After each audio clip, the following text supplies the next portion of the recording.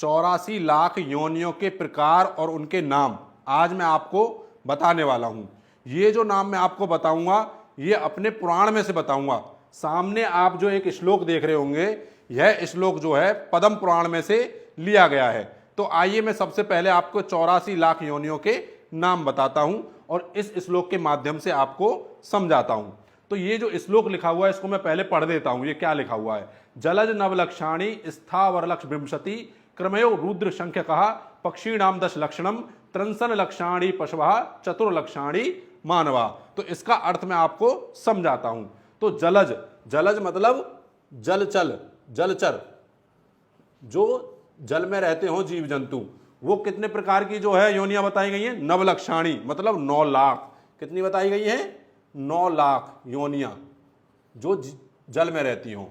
अब स्थावरलक विंशति, स्थावर का मतलब होता है पेड़ पौधे, पेड़ पौधे, इनकी कितनी योनियां बताई गई हैं? इनकी योनियां बताई गई विंशति मतलब 20 लाख। कितनी? 20 लाख। और क्रमयो रुद्र संख्यका, क्रमयो मतलब होता है कीड़े मकोड़े, मैं यहां पर लिख देता हूं कीड़े मकोड़े, इनकी कितनी बताई गई है? रुद्र संख्यका मतलब 11 लाख, 11 लाख।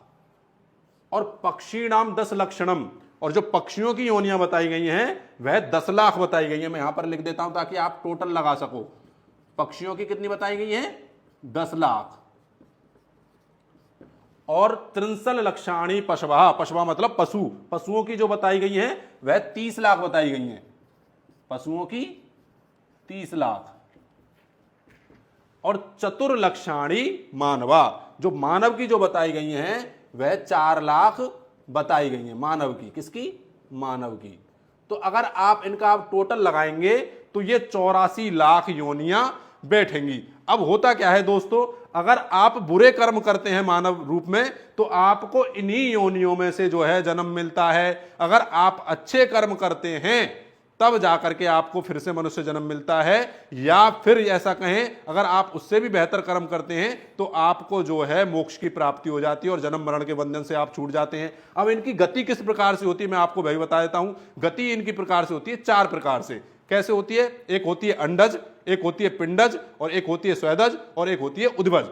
जो अंडज होती है वह अंडों में से निकलते हैं, और जो पिंडज होती है वह माता के गर्भ में से निकलते हैं, और जो स्वेदज होती है वह आप देखिए, स्वेदज का मतलब होता है अपने आप, जैसे हमारे मल मूत्र पसीने और जो गंदगी होती है, जैसे आपने देखा हो खटमल है, जुआ है या कवक है, ये कहां से होते हैं? ये गंदगियों में से होते हैं। तो स्वेदज उन्हें बोला जाता है। और उद्भज किसे बोला जाता है? जो कि जमीन में से होते हैं। उद्भज मतलब जो जमीन में से, जैसे आपके लता है, वृक्ष है, पेड़ पौधे हैं, फसल हैं। और ये देखिए हमारे जो पुराणों में लिखा हुआ है गलत नहीं लिखा है। हमारे ऋषि मुनियों ने कैसे पहचान लिया कि स्वेदज मतलब अपने आप भी जो है कीड़े मकोड़े उत्पन्न हो जाते हैं जो गंदगियां हैं। तो दोस्तों ये मैं नहीं बोल रहा हूं, ये पद्म पुराण के अनुसार मैंने आपको जो है 84 लाख योनियां बताई हैं। इस वीडियो को ज्यादा से ज्यादा शेयर करें। सभी को जय श्री कृष्णा, राधे राधे।